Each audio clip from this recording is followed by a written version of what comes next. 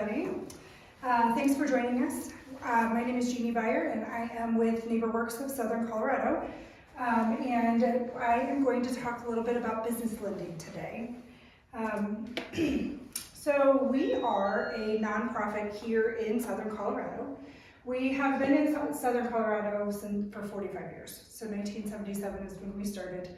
We'll be 46 this year. We're so excited to help communities across Southern Colorado. In May of 2016, we started a lending piece of NeighborWorks called Southern Colorado Community Lending. Sorry, I just call it SECL, so I forget the name.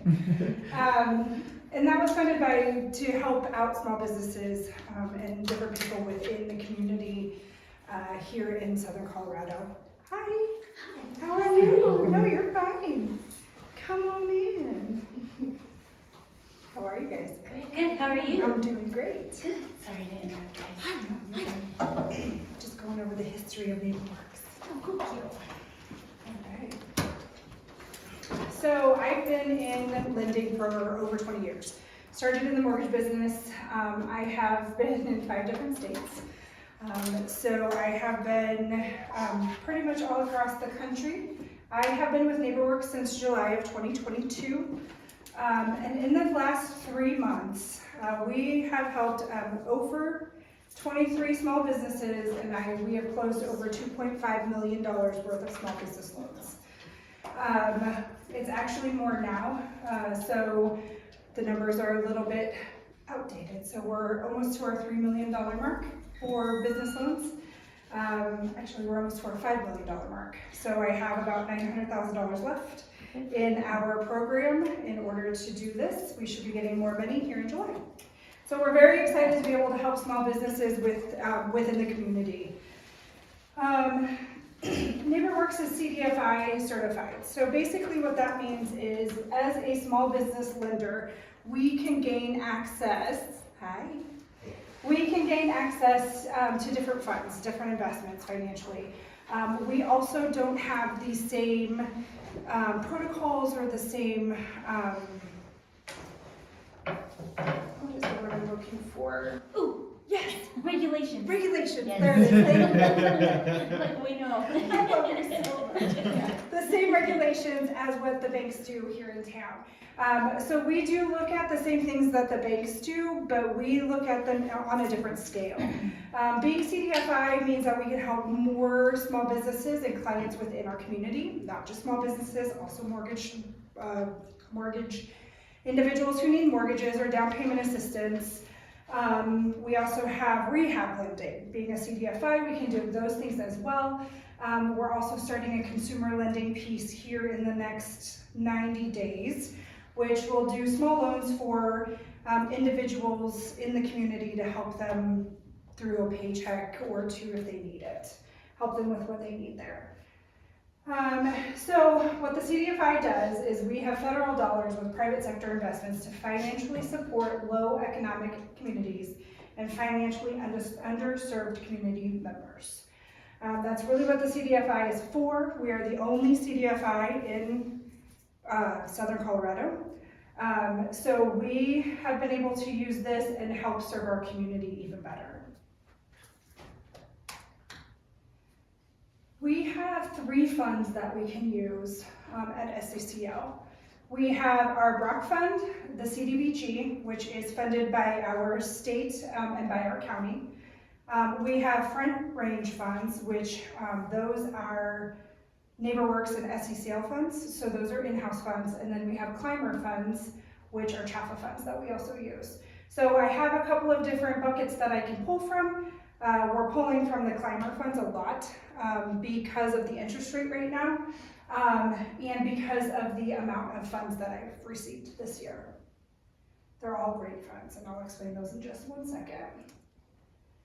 So, like I said, our Brock funds are our community development block grant. They are through the state of Colorado. We have a board here in Pueblo that we use to decipher which loans we want to work with. This is a gap funding. We use this Brock funding a lot for gap. So what that means is a small business is using a larger bank here in town. And they need that 20% down to put the 20% to help with that gap funding. So if I have a client right now in Canyon City that is looking for gap funding. So I wouldn't use this one, but basically what's happening is they're buying a property. They need the 20% down and the bank is giving them 80%. So we would lend them 20% and the bank is lending them the rest of the money, the 80%. So that's what gap funding is for businesses. Our Brock Fund, we actually use this Brock Fund in the community only. So anything outside of the city of Pueblo, but in Pueblo County. So we can't use it in the city, but we can use it out in the county, Pueblo West. You just have to be in Pueblo County to be able to use this fund.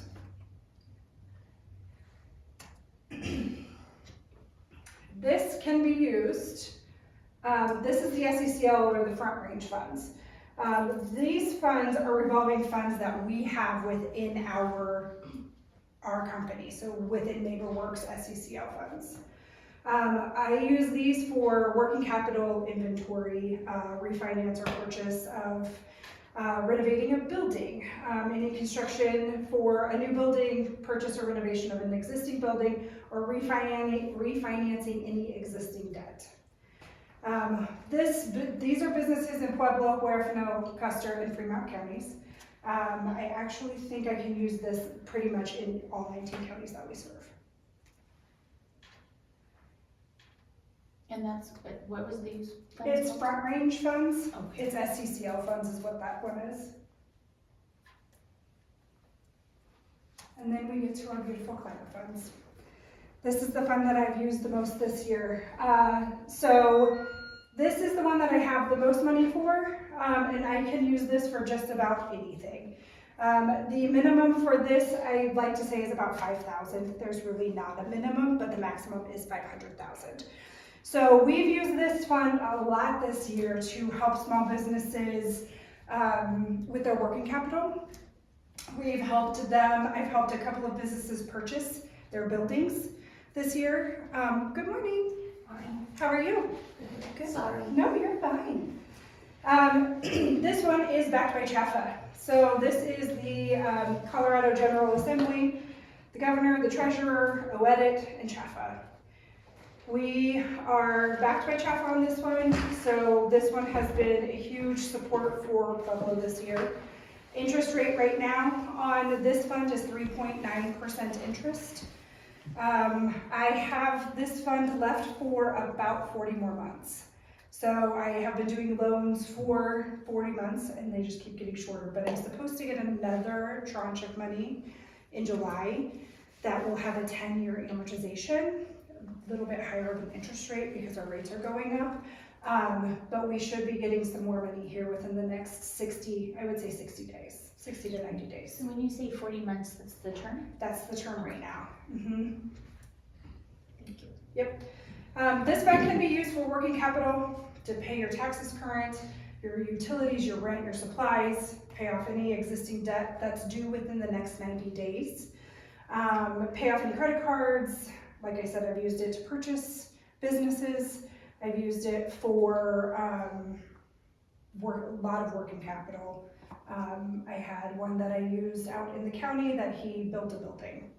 So the climber funds have been huge for us this year just because of the interest rate. Being able to help out the banks and the small businesses and things like that. All right, application process. So I actually have an application that I will pull up here so that we can kind of go through the process.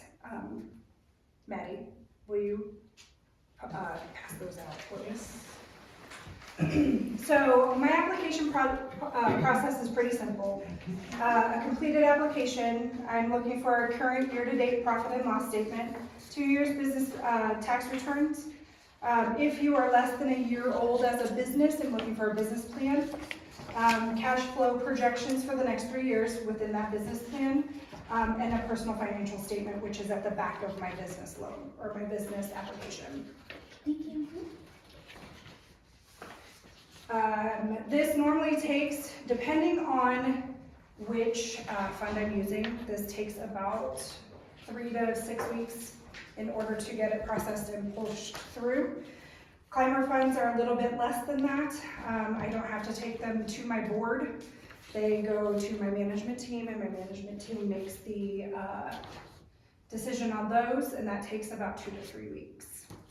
Do you help with the business plan or the cash flow projections, or do you refer them to like SBDC? Okay. Yeah, we are going to start doing those. We're going to start TAing probably, hopefully at the end of this year. We're going to start putting that in with our package of things that we would do. I can help people do business plans. I'm part of the Navigator program, which I will show you in just a second, but and within that Navigator program, I have different spokes that I use. SBDC is one of them for the business plan and the projections, just because Brian has a whole bunch of wonderful counselors that they use to do those things for him. And they work really, really well with my clients. Yep. All right. Let me show you we'll go over the application real quick. So this is what our business loan application looks like. And as you'll see, it's pretty straightforward. So the first part of the application will be all about the business. So this is the business name, who are we going to contact, mailing address, federal ID or social security number. So if they don't have an LLC or an EIN number, then we use their social security number for everything. It's going to ask you what kind of business they have, or what you are applying with. Sole prop, corporation, partnership, a lot of everything is under LLC. And I do, when I am talking to my newer clients and they're asking, I always say, get an LLC. It's literally $1. That's what I say. I'm like, it's literally $1. You can go onto the SOS website, get your LLC, get your EIN number, and that protects you personally. A lot of newer business owners don't know that, so I like to educate them so they make sure that they have that information. This is going to ask you percentage of ownership. If it is 100%, who is all involved in the business? So it's pretty self-explanatory. The one thing that I normally make sure that is filled out is employment. So this is full-time employees at the time of application. What their average monthly payroll is, and how many new full-time jobs are they going to create over the next 2 years. The reason I ask this is because the Climber Fund, any of my funds, is very interested in how many full-time employees we're saving their jobs, or how many more are we creating. That is a big thing with our funds that we have, is I want to make sure that we are creating new jobs within Pueblo County or within Colorado, and also how many jobs that they currently have that their working capital that we're giving them is actually going to help them pay their payroll. So that's a big one for me. And that goes into when I am doing my credit memo to my board. I want to make sure that we have all of this information for you so that they know, how many full-time employees you have. It's just a great booster to show everybody, how many employees we have and how many we're hiring, because that's the exciting part. And then this goes over job titles, positions, scheduling for hiring, what their proposed wages are going to be, and if they have a skill set or an education requirement. I like them to fill this out as well, because if I have somebody who comes in, or I know of somebody who's looking for a position, I can be like, hey, this company is hiring, or if anybody in NeighborWorks has that, then I can be like, oh yeah, I saw this the other day, they're going to be hiring within the next 6 months. Business debt. This is all the debt that you have collectively as a business. This is not your personal debt, this is only business debt. And I would like to know what the outstanding balance is, what the interest rate is, the term, and the monthly payment. A lot of this is used for refinancing. So when I'm refinancing, of course, I need all of this information so I know what I'm refinancing and how much we're refinancing out of the loan that I'm giving. The other reason I use this is for the DSCR. I have to put the amount of current business debt on my DSCR when I am calculating the income or the loan to value, for lack of better words, the risk of the loan. And then we just ask for what we're using the proceeds for. What do you anticipate using the money for? And I have them break it out into as many categories as they possibly can, or if they're just using it as working capital and operating expenses, then they just put that information on that line. But this is everything that we do: purchase, new construction, building expansion, acquisition, purchase of machinery, furniture, anything like that. Then that gets total projected amount at the bottom. Anticipated draws, we can do draws if it's necessary for the business. We can do a first draw and a second draw. 9 times out of 10, I just give them the check and they purchase what they need.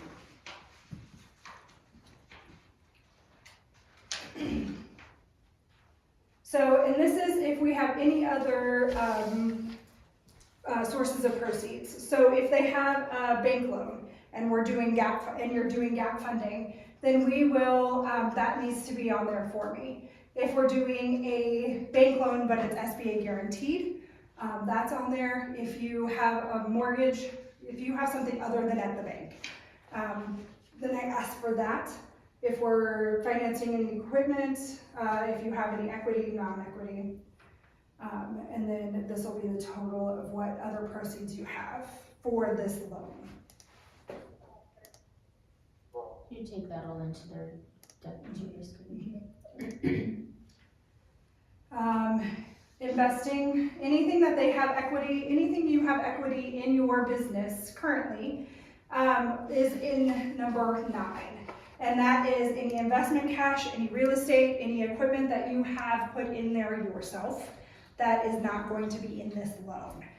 So if you had startup money that you put into your business on your own of $500,000, then you would put startup cash $500,000. And that is a big show for when we write our credit memos and we show this to the board saying, hey, you know, this business has 500 of their own money in the game. And that goes a lot with the loan risk as well. Any business assets that you have. So any buildings, any equipment, accounts receivable, any finished inventory for sale, inventory in process, any raw materials, and any personal guarantees. I like to see the top 3 or the top 4. How much is the market value, and if they're encumbered by anybody. So if they have a loan on their building, how much is your market value and who's your loan through? Same with equipment, new equipment, and accounts receivable. The reason I ask for accounts receivable is I can take that as collateral. So I want to know how much fair market value you have in accounts receivable, because if I need to and I don't have to take a lien on any property whatsoever, we can do accounts receivable or we can do new equipment. I'm sorry, too serious. All right, credit references. The reason we ask for credit references normally is just a bank. Who do you bank with? How long have you been with them? And who is the person that you're banking with? We at NeighborWorks do not report to the credit bureaus on businesses. So when I'm looking at a credit rating, if I have a question or if there's an issue about a credit rating whatsoever, I'll call the banker, the person they've known the longest, and just kind of get a vibe on who they are, you know, if they're late on any of the loans with the bank. If they have any trades or any credit cards, I normally don't call credit cards, but we will call any other trades that they have. So if it's a construction business and they have a line of credit with a concrete business, I'll call and see if they're late on any of their notes or any of their invoices. All right. And then this is just normal information here. Do you have any subsidiaries or owner leasing or agreements? Officers in the company who have filed bankruptcy, or is there any pending lawsuits? This is just a normal ending of your business application. It's asked everywhere. And then we just ask for the authorized officials to sign the bottom. This is also acknowledgement and authorization for a credit check. I do pull a soft credit check on all of my businesses, just to make sure that that you're not behind on any federal debt or any federal taxes. It's normally just federal debt. Your credit report can show you, the credit report shows me a lot in regards to how bills are paid. So if a business has personal bills that are 90, 180 past due or anything like that, that goes to the character of the person who owns the business.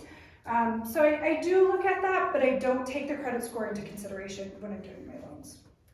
So I don't have a certain threshold for credit reports or credit scores that others may have. I don't have anything that's tied to credit scores. Just came down in the CFPB this year that all business loans will be demographic, all the questions for the demographic will be reported. Since we are a CDFI, we have been doing this for a while, but we are getting ready to start doing this on a full level for all of our business loans. So if you have ever done a mortgage loan and they've asked you these questions, if you do a business loan, they're gonna ask you the exact same questions because we have to file exactly like you would if you were applying for a mortgage. So it's gonna ask you your gender, your race, ethnicity. We do ask for combined household earned in the last year and how many people are in your household. We have to do that because we're a nonprofit. So we have to make sure that we are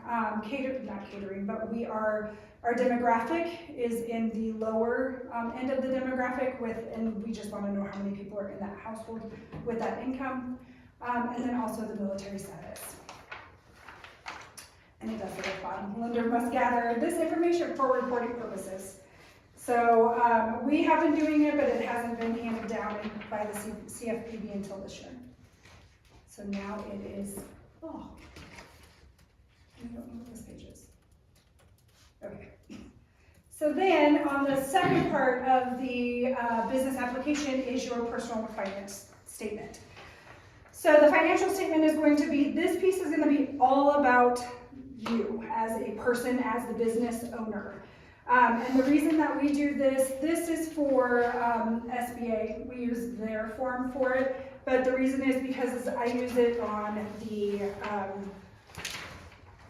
DSCR when I'm calculating any debts that they have personal. So on the second piece of this global DSCR, which I will pop up on the screen so everybody on the Zoom can see, it asks me for any existing household obligations at the bottom. That's where this personal financial statement tells me all of that. So this goes through all personal. So the first part of my application is all business. The last one is all personal. So this is going to be cash on hand, if they have any IRAs, if they have any life insurance, stocks, bonds, real estate, things like that.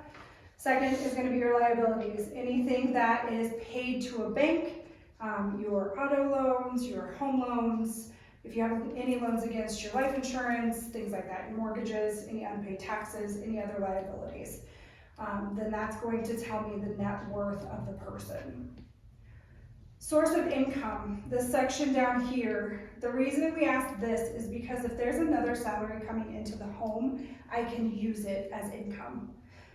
So the only thing that happens with that is if we use the business owner's spouse's income coming into the home, that spouse has to personally guarantee the loan. So I take it of two ways. We can use the salary and make your DSCR look fabulous if they make good money or if they make any money whatsoever, but that person has to be okay with personally guaranteeing the loan. If they have any investment income, I can use that, and any real estate income. So investment is rental. If they have any real estate they just sold, we can use that as income as well. Contingent liabilities, same. If they're a co-maker on a loan, they have any judgments, if they have any federal income tax that are due, what is all of that stuff? I take all of that into consideration. And then this is all of their, notes payable to the banks. If they have any stocks, if they have any real estate owned, they'll put all of that information here. And again, this is all personal. Any other personal property, this would be like jewelry, if they want to put that on there. If they want to put, I can take just about anything as collateral. So jewelry, I've had somebody put a gold coin on there. It just kind of boosts them a little bit if I need an asset or two here or there. They can put that on there, and then any unpaid taxes, personal or federal, state, and this is personal. This is not business, which if you're a sole prop, it's all the same thing. Life insurance held. I can take cash. The cash value on life insurance as collateral. So I do ask for any life insurance held, just because if I need any collateral or extra collateral, I can always take the cash value on that.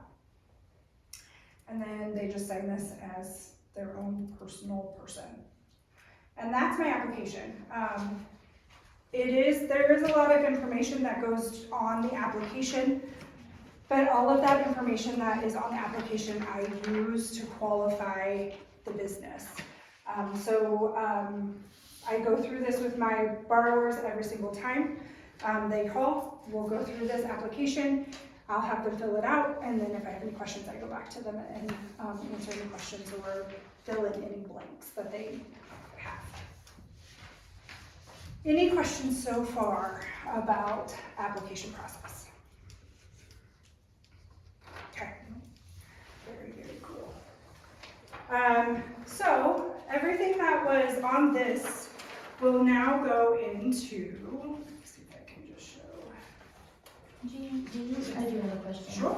Is it all a paper app, or do they do it online, or? Right now it's all paper. Okay. Only because I don't have it up and running yet. But we will have an online application through our Salesforce. Okay.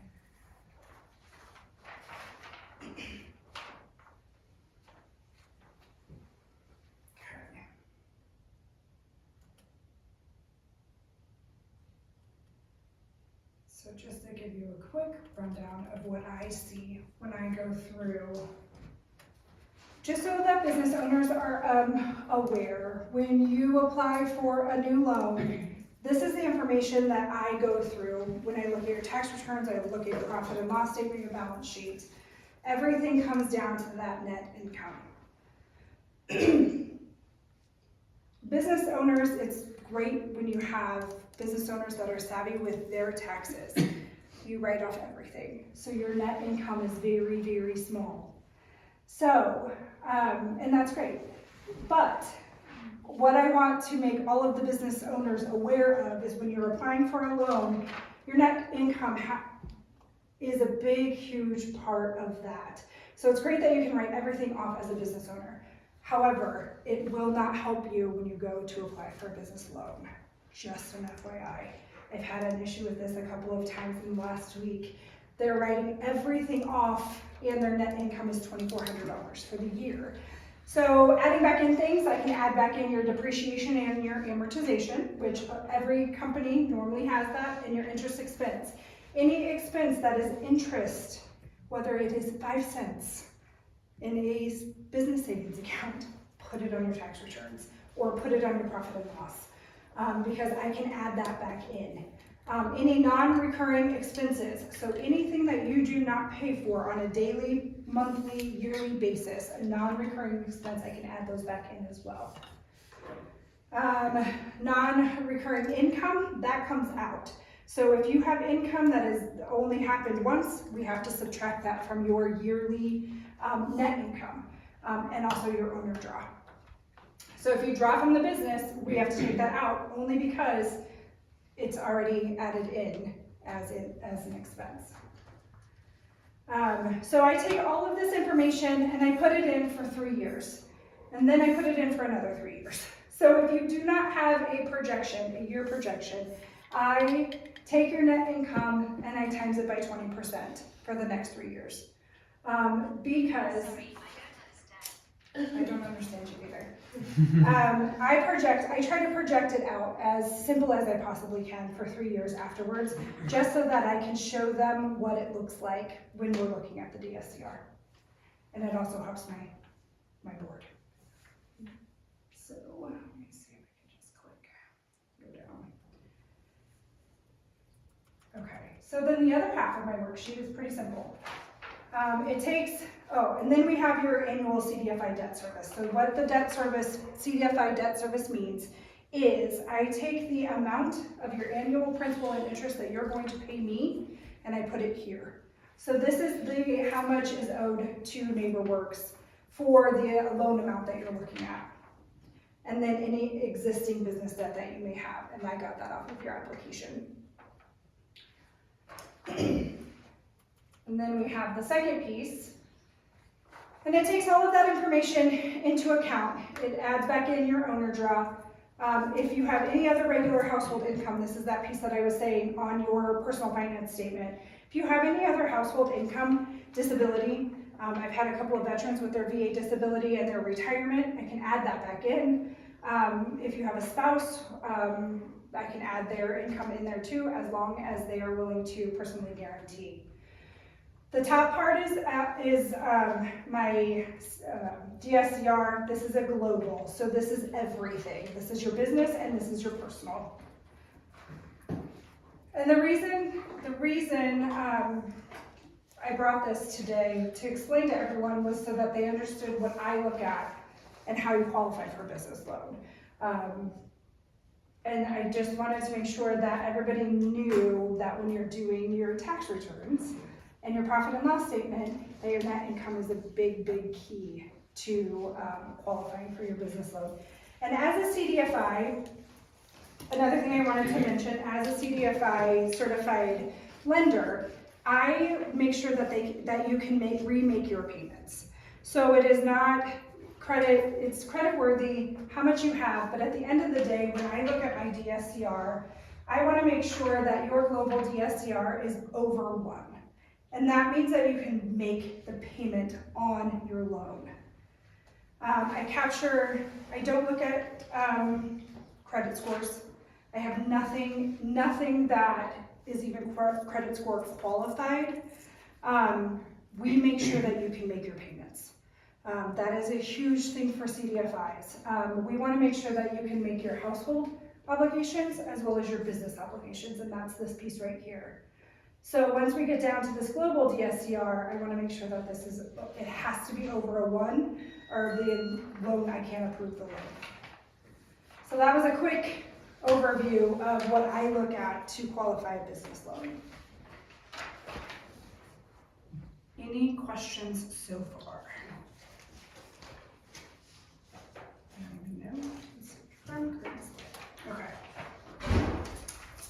Okay. So all of the information that I just went through, the business returns, the profit and loss, and all of that stuff, all comes down to this beautiful little DSCR sheet that I use. All of that information goes on here. So we want to make sure that we have all of the documents, which I ask for at application, in order to project your debt risk, is what we call it. All right. So, as you can see, NeighborWorks is part of the Community Navigator program. This is an SBA grant that we received this year through SCED.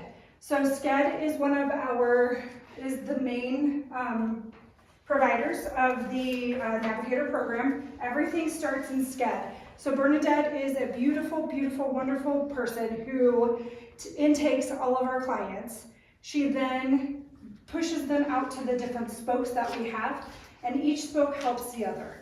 So she will determine where to start them. 9 times out of 10, they start with SBDC because they need a plan. They need a business plan. They need somebody to help them figure out who to use as a CPA for their tax returns.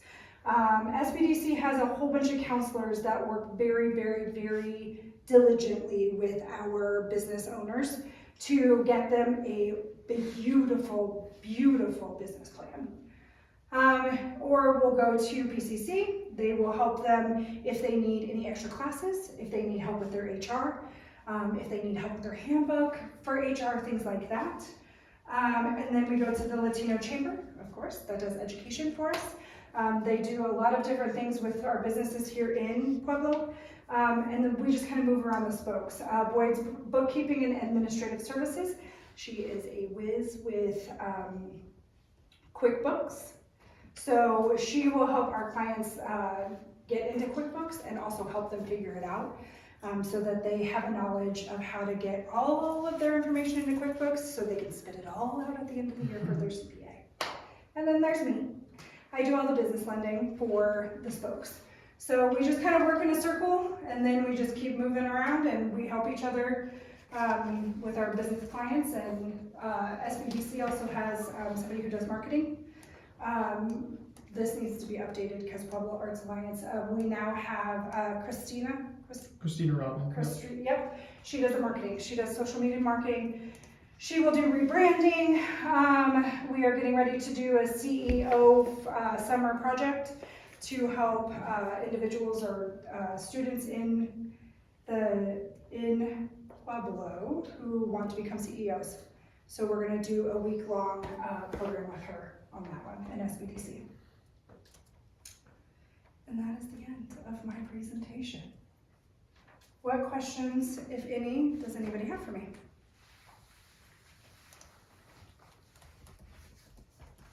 Jeannie, what's the biggest challenge you see small business owners coming in to you for? For working capital.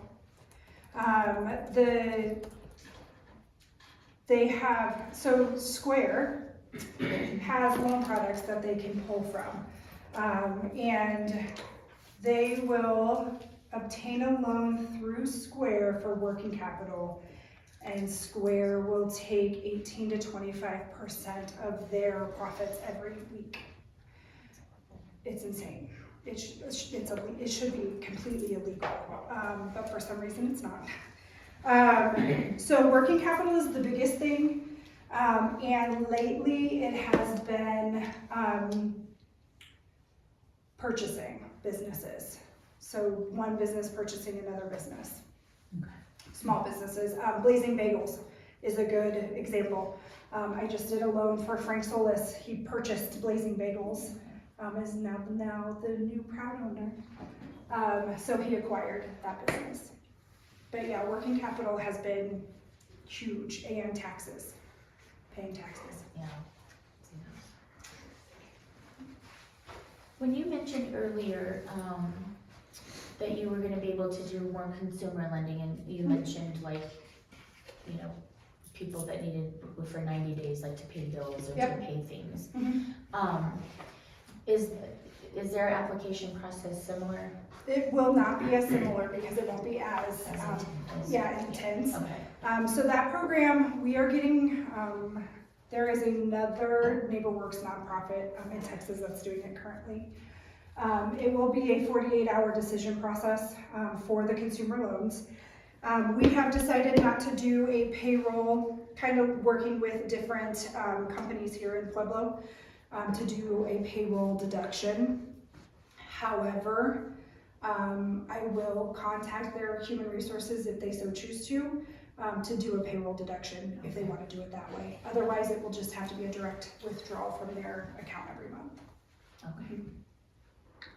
And we're working out all of those details so that it can just be automatic every single month.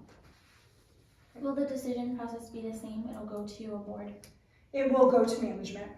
It will not go to our board because our board only meets once a month. So Ashley, our CEO, and Emily, my deputy chief financial officer, they're the ones that will do the reviews. Okay. Mm-hmm. So So that, I guess I can make that equivalent to like how people would go do a payday loan. Correct. But yet it's not gonna, Correct. they won't get caught up in that cycle of Yes. the fees and all of that. Yeah, exactly. A short-term quick help. It'll be short-term quick help. Yep.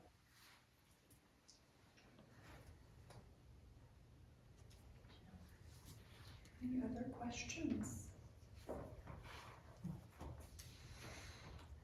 Thank you. You're welcome. Thank you. You're welcome. Very good.